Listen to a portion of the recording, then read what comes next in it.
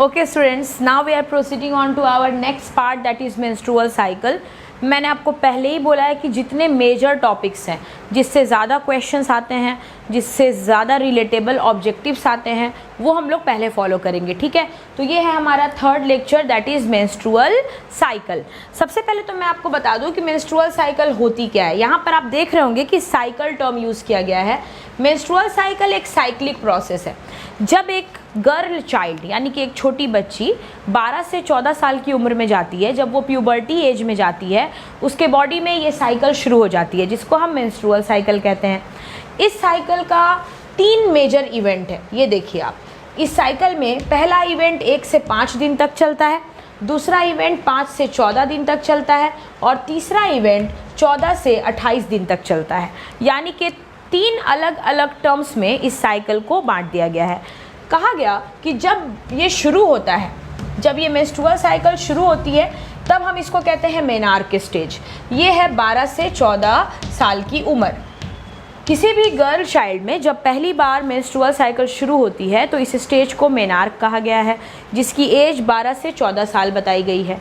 उसके बाद जब ये साइकिल स्टॉप हो जाती है तो इसके स्टॉप होने के टाइम को हम कहते हैं मेनोपॉज। क्या कहते हैं? मेनोपॉज। और इसकी जो एज बताई गई वो 45 टू 50 ईयर्स बताई गई है। किसी भी फीमेल में 45 से 50 साल की उम्र होते होते मेंस्ट्रुअल साइकिल क्या होती है? रुक जाती है। तो ये 2 टर्म आपको याद रखना है कि what is menarche and what is menopause.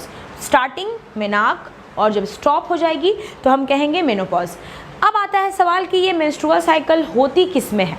तो menstrual cycle students human female में तो होती ही होती है। ह्यूमन फीमेल जो होती हैं उनमें तो ये होती ही होती है, लेकिन इसके अलावा ये होती है प्रीमेट्स में। प्रीमेट्स का मतलब होता है मंकीज़ जो होते हैं, गोरिल्ला होते हैं, मतलब जो भी मंकी, चिंपैंजी, गोरिल्ला वगैरह का जो भी फैमिली है उनको हम प्रीमेट्स कहते हैं। उनमें और ह्यूमन फीमेल में, इन दोनों में क्या होती है? मेंस्ट्रुअल साइकिल होती है। लेकिन इसके अलावा जो अदर नॉन प्रीमेट्स हैं, जो प्रीमेट नहीं है, नॉन प्रीमेट्स हैं, जैसे कि डॉग है, काऊ है, गोट है, शीप है, इन सब के फैमिली में इसी तरह की साइकिल रिपीट होती है, लेकिन हम उसको ईस्ट्रस साइकिल कहते हैं। That is seasonal. वो सीजनल है, 6 मंथ तक कंटिन्यू रह सकती है, उसी टाइम वो ब्रीडिंग करते हैं, ठीक है। लेकिन हमारे साथ क्या है कि मेंस्ट्रुअल साइकिल अगर एक बार स्टार्ट हो गई तो इसका कोई सीज़न फिक्स नहीं है। It is regular, every month ये साइकिल रिपीट होगी और इसमें कभी भी ब्रीडिंग की जा सकती है, कभी भी फीमेल प्रेगनेंसी लीड कर सकती हैं। तो ये कंटिन्यू रहती है और ये 14 साल से शुरू होती है, 12 से 14 साल से, तो लगभग 45 से 50 साल तक लगातार एक फीमेल बॉडी में देखी जाती है। तो ये इसका बेसिक कॉन्सेप्ट था। अब हम ग्राफ भी बनाएंगे, लेकिन ग्राफ से पहले स्टूडेंट्स हम कंप्लीट करते हैं कि इसमें जो 3 दिन का इवेंट है वो क्या है। तो 1 से 5 डेज़ के इवेंट को स्टूडेंट कहा गया है मेंस फेज़। क्या कहा गया? Menses phase. क्यों कहा गया ये हम आपको बाद में बताएंगे।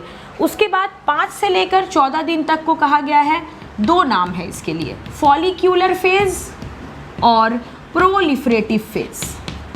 प्रोलिफरेटिव फेज, तो इसके पास 2 टर्म दिए गए, ठीक है, फॉलिक्यूलर फेज और प्रोलिफरेटिव फेज। तीसरा जो आप देख रहे हैं 14 से 28 दिन का, इसको कहा जाता है ल्यूटियल फेज। ल्यूटियल फेज और सिक्रेटरी फेज। सिक्रेटरी फेज यानी कि ये 3 दिन का जो इवेंट है, 3 अलग अलग टाइम पीरियड का जो इवेंट है, 1 to 5 days, 5 to 14 days, 14 to 28 days, तीनों के लिए टर्म्स अलग अलग हैं।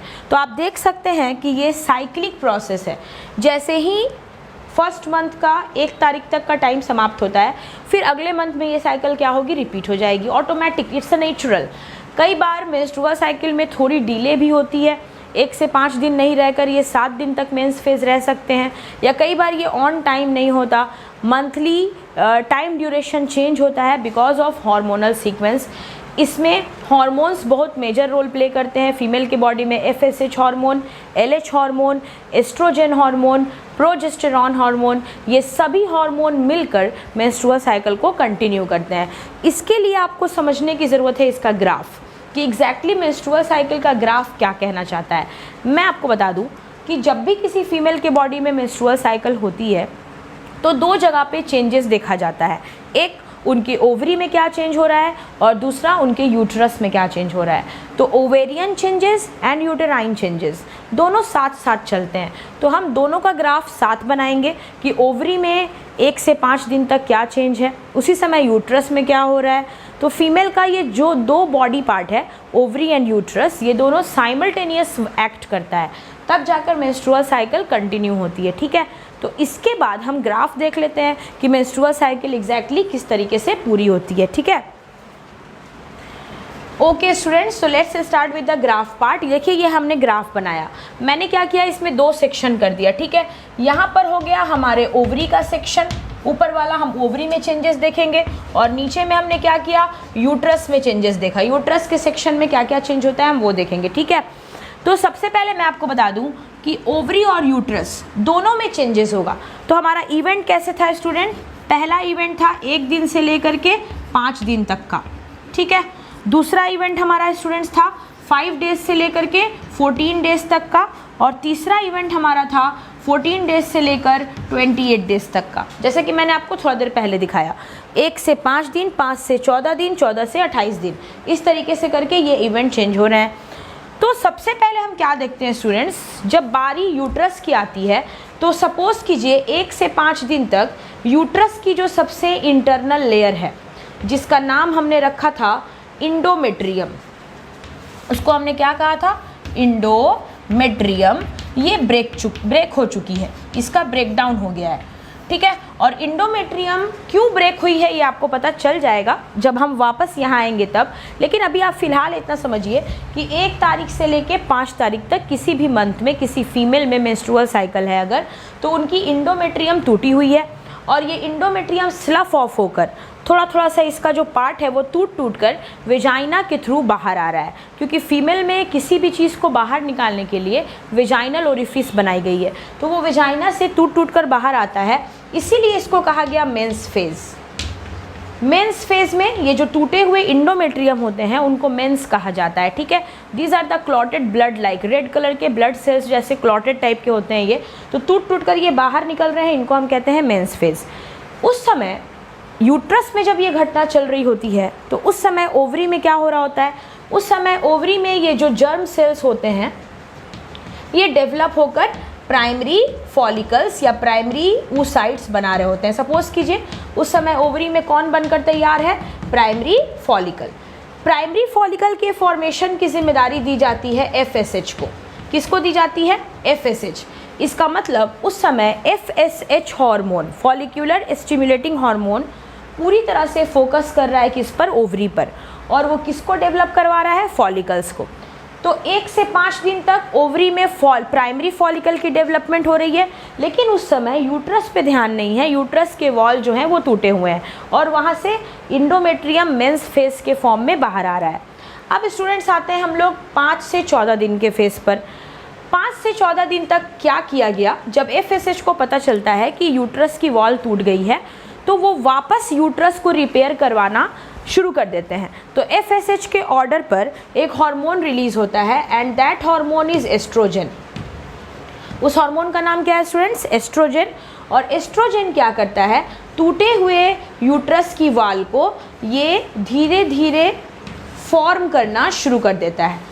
5 से लेकर 14 दिन तक यूट्रस की वॉल को जिस हार्मोन के थ्रू नरिश किया जाता है ताकि टूटी हुई जो वॉल है वो दोबारा से ठीक हो जाए, जो इंडोमेट्रियम झड़ गया है वो दोबारा से बना दिया जाए, इसकी जिम्मेदारी किसको मिली, एस्ट्रोजन को मिली। ये रिस्पॉन्सिबिलिटी किसने दी, FSH ने दी। तो FSH ने एस्ट्रोजन को रिस्पॉन्सिबिलिटी देकर इस वॉल को फिर से बनाया। इसी वजह से हम इस फेज को फिलहाल क्या कहेंगे, प्रोलिफरेटिव फेज, मतलब पहले जैसा चेंज हो जाना, यूट्रस पहले जैसा बनाया जा रहा है, प्रोलिफरेटिव फेज, यानी कि पहले जैसा लाइफ इसको दिया जा रहा है। तो एस्ट्रोजन इसको पहले जैसी लाइफ दे रहा है, वेरी गुड। लेकिन उस समय ये जो फॉलिकल है ये अपने नेक्स्ट स्टेप पे आ गए। आपने देखा था प्राइमरी फॉलिकल बनते हुए, लेकिन 5 से 14 दिन तक अब ये जो प्राइमरी फॉलिकल था ये मैच्योर्ड हो जाएगा किसमें, सेकेंडरी फॉलिकल में। ठीक है, तो 5 से 14 दिन तक हम क्या देख रहे हैं कि सेकेंडरी फॉलिकल की फॉर्मेशन हो गई है। तो देखिए आप 2 बार का इवेंट समझ चुके। इसमें आपको बताया गया मेंस फेज, जिसमें यूट्रस टूटा हुआ है, इंडोमेट्रियम झड़कर गिर रहा है, मेंस फेज चालू है। लेकिन इसी समय ओवरी में क्या है, फॉलिकल बन रहे हैं, प्राइमरी फॉलिकल्स बन गए हैं। लेकिन 5 से 14 दिन टूटे हुए यूट्रस की वॉल को बनाना है, जिसके लिए एस्ट्रोजन से मदद ली गई है। एस्ट्रोजन अपने काम में लग गया, लेकिन FSH के ऑर्डर पर ये प्राइमरी फॉलिकल नरिश होकर क्या बन गए, सेकेंडरी फॉलिकल बन गए। सेकेंडरी फॉलिकल बन रहा है ऊपर, चूंकि फॉलिकल्स डेवलप हो रहे हैं, इसीलिए ओवरी को देखते हुए इसका एक और नाम रख दिया गया, फॉलिक्यूलर फेज। क्या कहा गया, फॉलिक्यूलर फेज। तो जब हम फॉलिक्यूलर फेज समझेंगे तो हमारा फोकस होगा फॉलिकल पर, यानी कि ओवरी पर। लेकिन जब हम प्रोलिफरेटिव फेज समझेंगे इसको, तब हमारा फोकस किस पर होगा, यूट्रस पर, जिस पर हम फिर से उसको क्या दे रहे हैं, एक नई लाइफ दे रहे हैं। अब आप देखिए क्या होता है। 14th डे के इवेंट पे आते हैं स्टूडेंट्स। 14th डे बहुत ही पिक टाइम है। 14th डे क्या होगा, मैंने आपको पहले भी बताया था कि सेकेंडरी oocyte बाहर रिलीज हो जाएगा एक सिंगल लाइन के साथ। आपको मैंने बताया कि जब सेकेंडरी oocyte बन जाता है, इसके पहले के लेक्चर में आपने देखा था कि सेकेंडरी oocyte ओवरी की बाउंड्री को तोड़कर बाहर निकल जाता है। तो ये काम मेंस्ट्रुअल फेज में, मेंस्ट्रुअल साइकिल में 14th डे बताया गया है। जब 14th डे आती है, तब यहाँ पर एक बहुत बड़ी इवेंट होती है जिसका नाम होता है ओव्यूलेशन। ओव्यूलेशन में यूट्रस पर तो कुछ खास फर्क नहीं देखा गया, लेकिन ओवरी पे बहुत बड़ा चेंज देखा गया। और ओवरी पे हमने क्या चेंज देखा कि सेकेंडरी oocyte जो है जोना पेल्यूसिडा के साथ अलग हो जाता है by the boundary of ovary. वो ओवरी से निकल जाता है और सेकेंडरी oocyte रिलीज हो गया। अब जो ये आपके पास है, this is your secondary oocyte। Students, मैंने आपको बताया था कि सेकेंडरी oocyte के निकलते ही जो मैच्योर्ड ग्राफियन फॉलिकल बच गए थे। आपने इसके पहले डायग्राम oogenesis का देखा है, अगर आपको याद नहीं है तो फिर से एक बार देख सकते हैं आप उस चीज़ को। नेक्स्ट हमारा जो प्रीवियस लेक्चर है उसमें आप देख सकते हैं। तो जो बचा हुआ ग्राफियन फॉलिकल है उसको हम कहते हैं कॉर्पस ल्यूटियम। क्या कहते हैं, कॉर्पस ल्यूटियम। और मैंने बताया था कि कॉर्पस ल्यूटियम की वजह से LH की फॉर्मेशन होगी आफ्टर 14th डे या ऑन 14th डे। 14वें दिन जैसे ही सेकेंडरी oocyte रिलीज होता है, अपने पीक पर चला जाता है। सबसे ज़्यादा अमाउंट में जो तैयार होता है वो होता है LH। तो LH की पीक पहुंच जाती है 14th डे पर, तो हम इसको LH पीक भी कहते हैं। It is also called LH peak. अब LH की वजह से मैंने आपको बताया था कि यहाँ पर एक और हार्मोन जो है वो यूट्रस की मदद करना शुरू कर देगा। एक और हार्मोन है जो यूट्रस को वापस से नरिश करेगा। पहले से तो एस्ट्रोजन था ही, सपोज कीजिए येलो रंग से एस्ट्रोजन है, लेकिन अब साथ साथ एक और हार्मोन आ गया जो यूट्रस की मदद कर रहा है, और इस हार्मोन का नाम है प्रोजेस्टेरॉन। क्या नाम है, प्रोजेस्टेरॉन। बहुत ही आसान है। 14th डे सेकेंडरी oocyte बनी और वो रिलीज हो गई। अब सेकेंडरी oocyte ओविडक्ट में चली गई है, अब कहीं ना कहीं उसको वापस यूट्रस में आना है, तो उसके लिए यूट्रस को तैयार करने की ज़रूरत है। अब अगर प्रेगनेंसी लीड होती है तो वो सेकेंडरी oocyte ओवम बनेगा और स्पर्म के साथ मिलकर जाइगोट बनाएगा, और जाइगोट माँ के यूट्रस में प्रवेश करेगा। उसके लिए भी यूट्रस को स्ट्रॉन्ग रखना है। अगर फिर से सेकेंडरी oocyte यूट्रस में आती है और फिर से मेंस्ट्रुअल साइकिल अगले मंथ में रिपीट होनी है, तो भी यूट्रस को रेडी करना है। फिर से उसके वॉल क्या होंगे, शेड ऑफ होंगे। तो किसी भी हाल में यूट्रस को बहुत ज़्यादा नरिशमेंट की फ़िलहाल ज़रूरत है। तो इसलिए इस फेज़ को कहा गया secretory phase. Secretory phase, uterus एकदम सिक्रिटरी हो जाता है, मतलब श्राविक हो जाता है। इस पर डबल हार्मोन्स की लेयर है, तो ऑटोमेटिक है कि वो हार्मोन्स इसको पूरी तरह से सिक्रिटरी बना देते हैं। तो एस्ट्रोजन प्लस प्रोजेस्टेरॉन, इन दोनों के कारण जो यूट्रस है वो सिक्रिटरी नज़र आता है। उसके ऊपर ऐसा लगता है कि कोई केमिकल पूरी तरह से सिक्रीट हो रहा है। लेकिन इसी फेज़ का नाम मैंने आपको पढ़ाया कि इसको ल्यूटियल फेज़ भी कहते हैं। Luteal phase. अब ल्यूटियल फेज़ क्यों कहते हैं स्टूडेंट्स, ये आप समझ गए होंगे, क्योंकि यहाँ पर ल्यूटियम की फॉर्मेशन हो रही है, कॉर्पस ल्यूटियम बन रहा है जो ल्यूटिनाइजिंग हार्मोन प्रोड्यूस कर रहा है। तो ल्यूटिनाइजिंग हार्मोन की वजह से हम इसको क्या कहेंगे, ल्यूटियल फेज़ कहेंगे। तो अगर हम ओवरी के हिसाब से देखें तो ल्यूटियल फेज़ है, लेकिन अगर हम यूट्रस के हिसाब से देखें तो सिक्रेटरी फेज़ है। अब स्टूडेंट्स देखिए क्या होता है, अचानक से कॉर्पस ल्यूटियम की फॉर्मेशन हो गई और आपको इसका प्लस पॉइंट नज़र आया LH हार्मोन। LH हार्मोन के साथ साथ कॉर्पस ल्यूटियम का एक निगेटिव फीडबैक है, इसके पास एक निगेटिव फीडबैक है। एक नंबर कि अब ये इसके पास LH ख़त्म हो रहा है, धीरे धीरे LH की फॉर्मेशन ख़त्म हो रही है और साथ साथ ये इनहिबिन बनाता है। क्या बनाता है? इनहिबिन प्रोटीन बनाता है। इनहिबिन क्या करता है? FSH को अरेस्ट कर देता है। आराम से समझना है, इनहिबिन हार्मोन की वजह से कौन अरेस्ट हो जाएगा? FSH। FSH अरेस्ट होने की वजह से एस्ट्रोजन अरेस्ट हो गया। तो एस्ट्रोजन जहाँ पर यूट्रस को प्रिपेयर कर रहा था, अब वो यूट्रस को प्रिपेयर नहीं कर रहा है। तो किसकी कमी हुई? सबसे पहले एस्ट्रोजन की कमी हुई और साथ साथ अब यहाँ पर कॉर्पस एल्बाइकन्स भी हैं। कॉर्पस एल्बाइकन्स भी हैं। कॉर्पस एल्बाइकन्स के पास LH नहीं है, तो LH नहीं होने पर कौन सा हार्मोन कम हो जाएगा? प्रोजेस्टेरॉन। तो एक साइड FSH को रोकने से एस्ट्रोजन कम हो रहा है, दूसरी तरफ कॉर्पस एल्बाइकन्स की वजह से प्रोजेस्टेरॉन कम हो रहा है। जो दो हार्मोन मिल करके बना रहे थे यूट्रस को, एस्ट्रोजन और प्रोजेस्टेरॉन, अब वो दोनों क्या हो रहे हैं? कम होते जा रहे हैं, डिक्रीज़ होते जा रहे हैं स्टूडेंट्स। तो डिक्रीज़ होने से क्या हम देखते हैं? 28वां दिन आते आते फिर से यूट्रस की लाइनिंग पर इस तरह से क्रैकिंग होती है। यूट्रस फिर से कमज़ोर पड़ने लगता है, क्योंकि उसको जो थामे हुआ था, उसको जो संवार रहा था, बना रहा था, उसको जो रेडी कर रहा था, एस्ट्रोजन और प्रोजेस्टेरॉन, वो दोनों कम हो गया। तो ऑटोमेटिक है कि यूट्रस फिर से कमज़ोर होना शुरू हो जाएगा। तो 28वें दिन फिर से इसके वाल जो होते हैं वो क्रैकिंग शुरू कर देते हैं। यूट्रस में क्रैकिंग शुरू हो जाती है और इस क्रैकिंग से फीमेल बॉडी में एब्डोमिनल पेन देखा जाता है। It causes abdominal pain in female. Majority of female ये इस बात का कंप्लेन रखती हैं कि मेंस्ट्रुअल साइकिल जिस दिन आने वाली होती है उसके 1-2 दिन पहले से उनके एब्डोमेन क्रैम्प्स होते हैं, एब्डोमेन में पेन शुरू हो जाता है। तो उस पेन के पीछे रीज़न यही है कि 28वें दिन यूट्रस की लाइनिंग फिर से ब्रेक करना शुरू करेगी। 29वें दिन तक वो ब्रेकिंग चलती है और फिर से अगेन एट 1 डे, अगले मंथ के 1 तारीख से लेकर 5 तारीख तक, नेक्स्ट मंथ के 1 से लेकर 5 तारीख तक फिर से ये किस फेज़ में आ जाएगा? मेंस फेज़ में आ जाएगा। मतलब जो वाल टूट रहा था धीरे धीरे, वो 1 तारीख आते आते पूरी तरह से दोबारा से टूट जाएगा और वापस से फीमेल किस फेज़ में आ जाएंगी? मेंस फेज़ में आ जाएंगी। तो यहाँ आपने क्या देखा कि मेंस फेज़ के बाद दोबारा बनाने की कोशिश, पहले कोशिश कौन करता है? 14th डे से पहले जो एक्टिव है वो कौन है? एस्ट्रोजन।